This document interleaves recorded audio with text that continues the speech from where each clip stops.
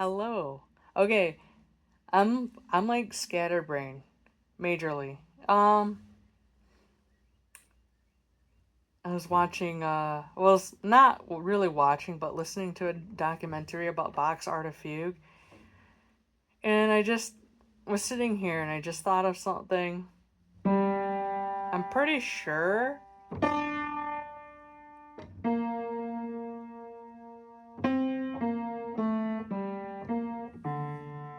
that it's been written.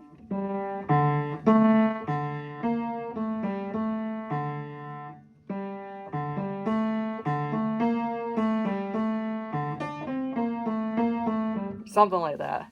And I'm just like, I could think about it because I'm pretty sure it was a Bach piece, some kind of fugue. I don't remember what key it was in. But I get little moments where I kind of just start remembering things and I start trying to write it out. And then I start thinking, wait, that's already been written.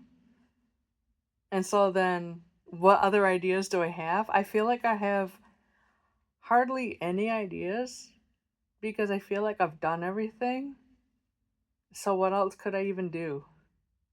It's kind of where I'm at. And it's like, it would be so nice if I could just remember everything from what I experienced in different past lives because then it would just make it a little bit easier. But let's see. Because I do have some goals. I would like to play Chopin because I remember glimmers of moments from that life. But the first ballade is very pretty. I can't play it, but it starts.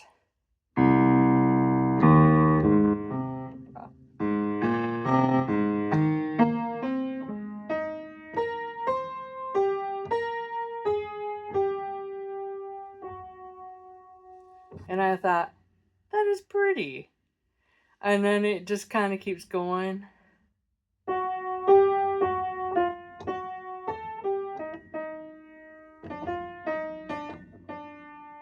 And then it goes into a very nice, like, and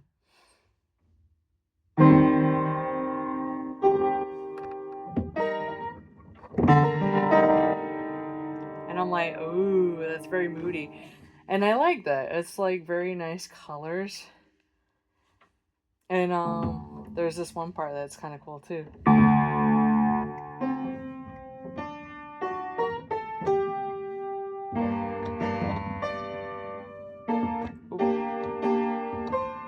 And then it keeps going, but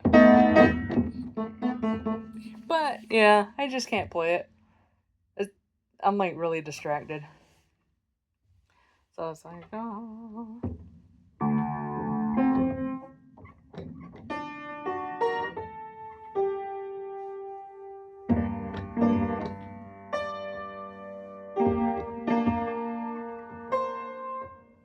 And then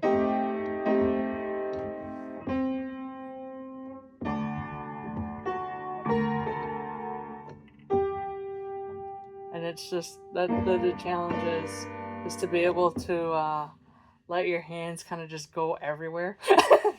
But the nice thing is that it kind of gets into a little groove until you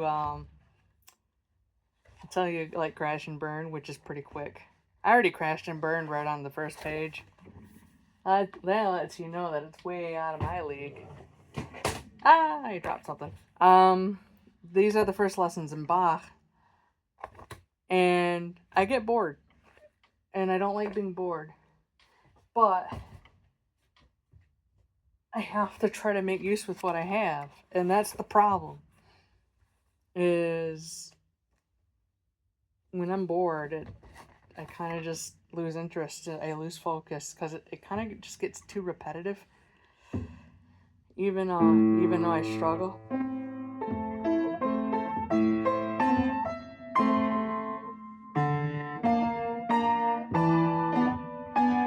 And then this one's kind of tricky.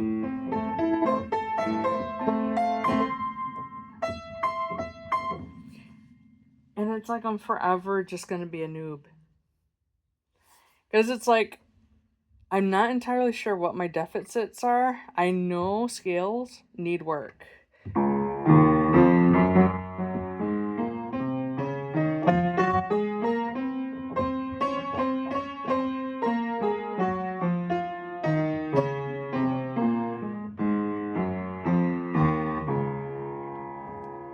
That's always gonna need work.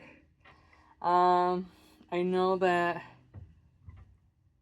sitting at the right length away from the piano is one of the things I have difficulty with. If I sit too close, then I'm like, my midsection gets in the way.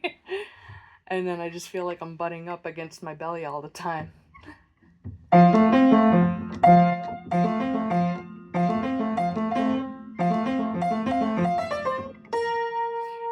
And then I always trip up when it comes to getting to the thing.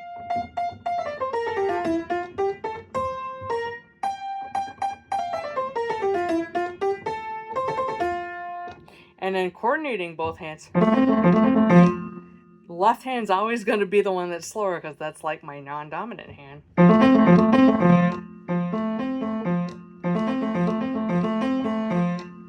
So piano is one of those things that I'm just always going to struggle with. I know there was a time that I was good at it, and that's a little bit of why I get frustrated. Because it's like, I remember I was really good, but I haven't remembered enough to really make it, like, come back to me. I have moments where it kind of comes back to me, but it just doesn't seem to stick. And then that's the frustrating part. Frustrating part is that because I grew up with all these struggles with having kind of like delays in learning. I wasn't dumb. My parents just never really did anything with me, so I didn't really learn much of anything. I basically had to do all my learning at school, and when that happens, you kind of fall behind.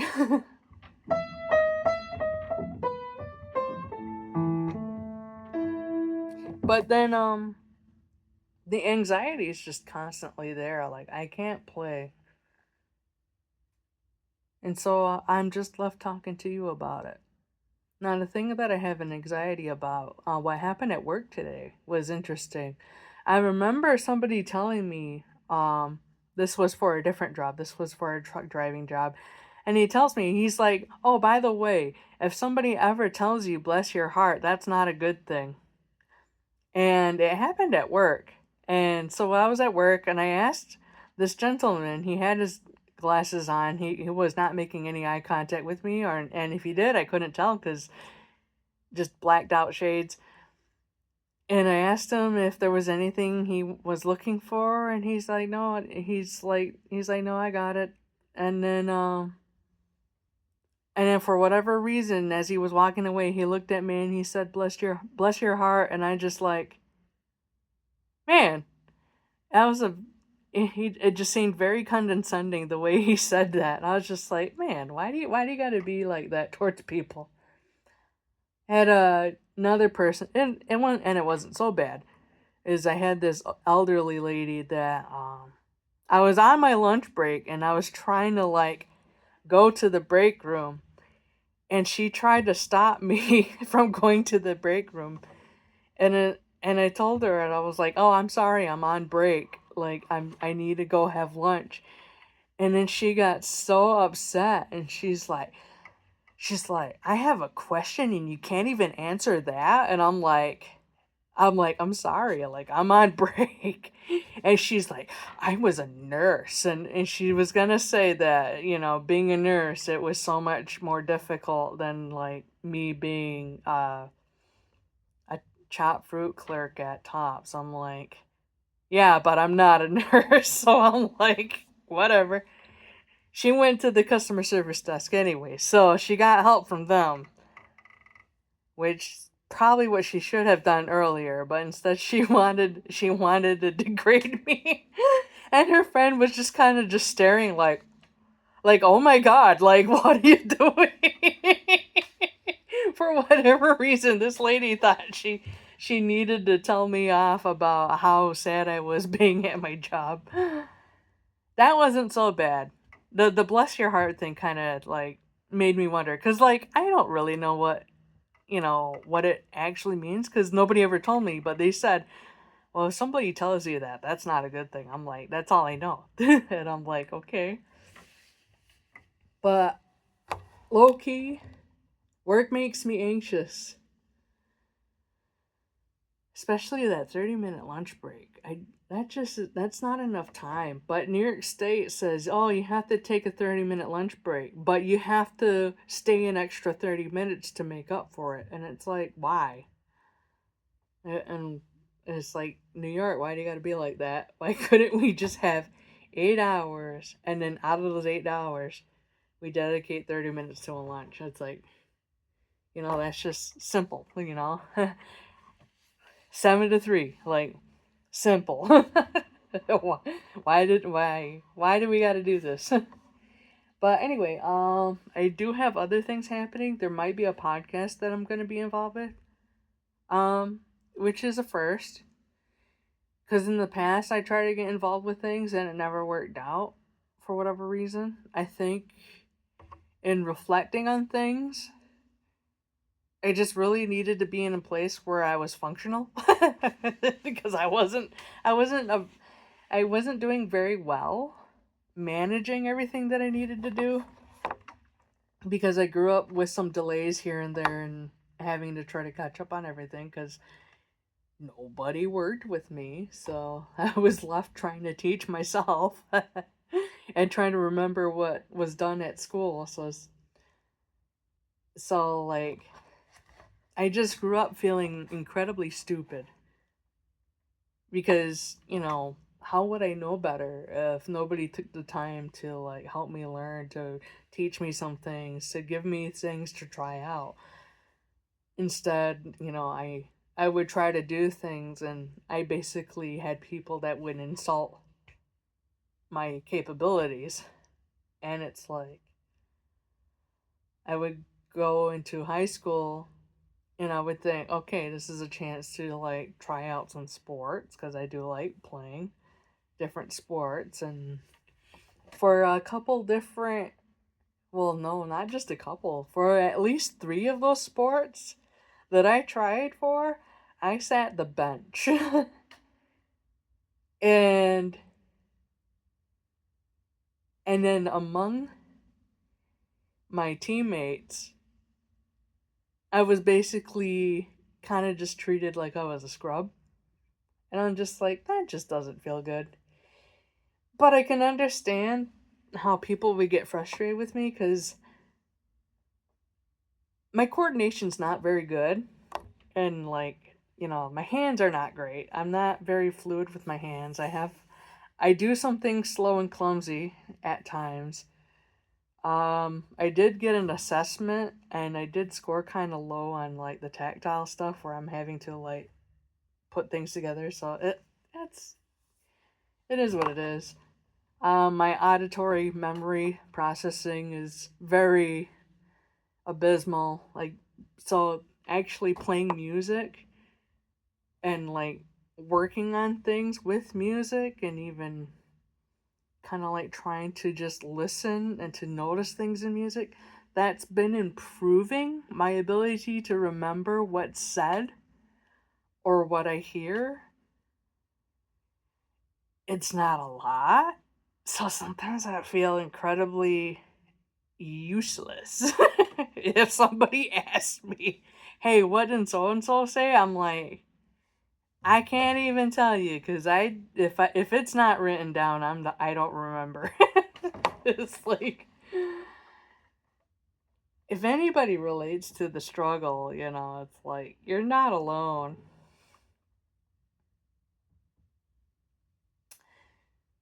I just feel like people are so incredibly lost. It's like there's a lot of self-diagnosing that happens online where people say, "Oh, I must be this or I must be that or this sounds like me." And people really don't know themselves well enough to really have an accurate assessment of what's really going on. And I say that, for me, I've gotten a lot more help from my friend Alora than I have gotten from a professional like a doctor or a psychologist or anybody. It's like I've gotten more help from her than anyone else.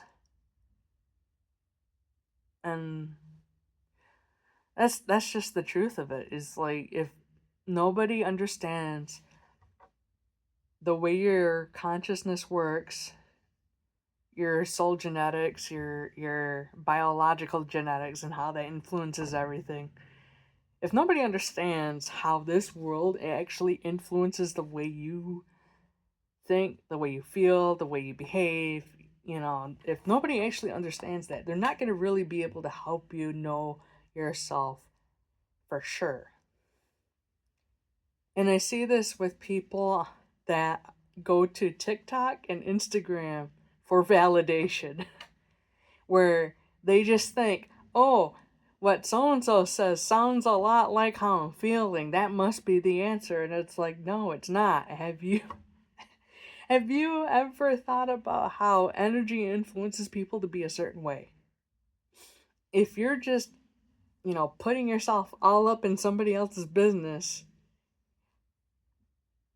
are you still yourself, or are you observing how they're kind of influencing you in some way? That's why peer pressure is so strong. It's like people have a tendency to want to fit in or belong somewhere. And then you get peer pressure, and then they start trying to mold themselves to be a certain way. It's like we live in a world where people hardly ever know who they are.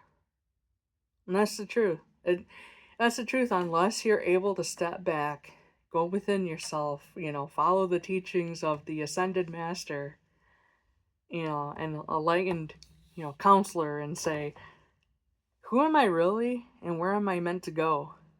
You don't know yourself. And what I noticed about being me is that this body I don't have full control over. I don't have full control over my brain. I don't have full control over anything that I say or do or think. Because sometimes a higher power just, you know, makes me do something because I have to experience something. Or they take over and I say something to somebody and it's like, that's not me saying anything to them. That's somebody else saying something through me to them. There have been plenty of times where something happened because it was meant to happen to get me somewhere else. And all these frustrations that I have with piano, all these frustrations that I have at the keyboard, it is for a purpose. Because I know what it's like when it comes to me easy. I can feel it. It's unhindered. But it becomes hindered because I need to be able to say these things to people, to say that you're not alone in your struggle. You're not alone in your suffering. You're not alone like you think you are. You're not hated like you think you may be. And you're not stupid. If you ever feel like you are stupid, you're not incompetent. You're not somebody that's damned, so to speak. And I know that there are people that are really miserable because it just seems like they're living an empty life. And they want something more, but it's been so hard to get anywhere. And I just want people to know I relate. I struggled all my life because I didn't understand why my brain is the way that it is. And sometimes it still frustrates me from time to time because I'm unable to really keep it functioning all together because any little bit of negativity blocks it up. Or any little thing kind of gets me to lose some confidence, and confidence is everything. You don't know what confidence really is until you have a taste of it and you see how things just improve naturally. And spirituality is so important because it gives you the real answers. Nobody on TikTok that's parroting the same thing that somebody else is saying. They're not giving you the real answers. Somebody's saying, I found my true authentic self through transition. They're just lying to you because they don't really know themselves. They don't know who they really are. And I studied these esoteric teachings from somebody who is enlightened, and she initiated my Kundalini. So it helped me to raise my vibration. And really, if you don't have somebody guiding you into knowing who you are in relation to the one who created everything that exists in this universe, you have no idea who you are. And that's kind of the reason why it's a dead end when you listen to somebody that claims to have the answers, claims to have found the solution, claims to say, oh, if you do this, you're going to find euphoria, you're going to find joy. And it's like, that's just a scheme. It's not true. And people get really mad when you tell them the truth that what they're pushing onto people is a lie. And I despise lies. And around someone like me, because God's presence is in me and around me all the time, the truth comes out eventually. Somebody can pretend for so long and then, you know, they stop losing they start losing their interest in pretending, and they start showing who they really are. And it happens every time. I try to help somebody, I try to befriend them, and they rather go the wrong way than into the right direction towards the light. They'd rather just try to drown me in their own misery, and it's like, I'm lending you a hand and you're trying to drown me, you're trying to suffocate me, and I don't get it. But people don't know what love is. And you don't really know what love is until you're able to accept yourself unconditionally. People have all sorts of conditions on themselves. Like, what? Am I undeserving of love because I'm not, hot? I'm not, slender and I got bingo flaps? Am I supposed to just sit there and look at myself saying, oh, because I'm not a snack, I don't deserve to feel love? It's like, there's all these people that start peacocking in front of the camera, like, oh, I'm so strong. And I'm like, that's very vain behavior. That's very egocentric, very self-interested, and they're just being like, oh, they're marketing this authenticity and telling people, oh yeah, ever since I transitioned, I became my authentic self. And it's like, no, you just ran away from the stuff you didn't like. You didn't change anything about yourself. You didn't come into full acceptance of who you are. You just ran away from the stuff you didn't want to deal with. And that's the truth. And that's why there are people that are gonna hate me, but that's okay. I don't know.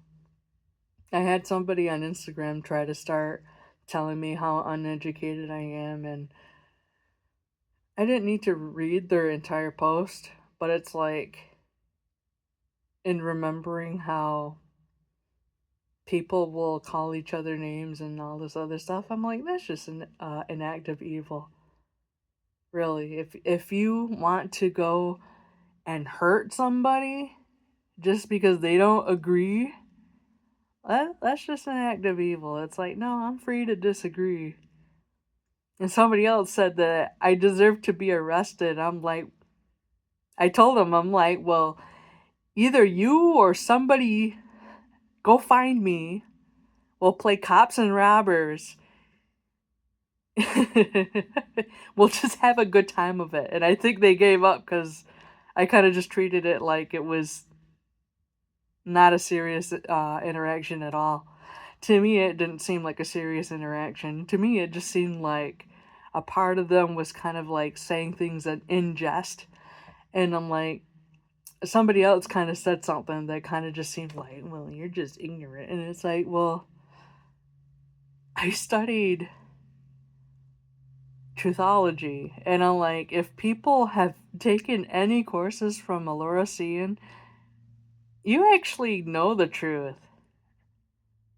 And the lies that people think is true, they are ignorant because they don't know that what they know is actually false. But I'm not going around and calling them ignorant. But I actually do feel better. I feel better just talking about these things and letting you know how I work, how I function. I feel less anxious. I still feel kind of depressed here and there because I started remembering some things from an existence long ago, having to deal with a certain turd of a dad, but that turd of a dad um doesn't have to matter anymore, really. Still hurt what he did, but I still wrote amazing music. Too bad it was music that kind of reflected the how troubled I was at times, but it was music that kind of just proved to be great therapy for me. Now I struggle to write music because I'm like, what kind of music am I supposed to write? And I kind of like the Alberti based kind of thing.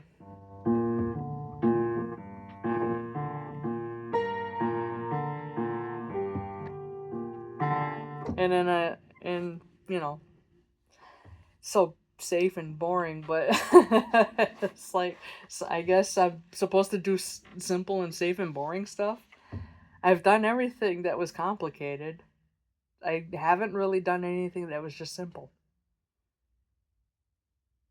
Supposedly, Chopin said that, after notes and many more notes, that the greatest form of art is simplicity. And it's like, I could imagine that being the case for me now, because I feel like I've done everything except for the simple. And I think that is the final progression of things, is just simplicity. And I think that's it. I think there's a point to that. It doesn't need to be showy, it doesn't need to be flashy. It just has to be. It's like, have you heard Eric Satie's Gymnopedies? Is that minimal music? Uh, was it Mr. Creepypasta usually uses Gymnopedie 1, I think. Forgot what key it's in. I can't play it, otherwise I would. But it's like, you get this bass, bum bum bum bum, and then you got this floating melody on top. But it's very simple. It's very dreamy, very ethereal. And that there might be a point to that. There might be a point in just doing things that are simple. And I just gotta stop, complaining that it's simple. I just gotta embrace it and just let it be. Let it be. Anywho, we're gonna see you later. Bye.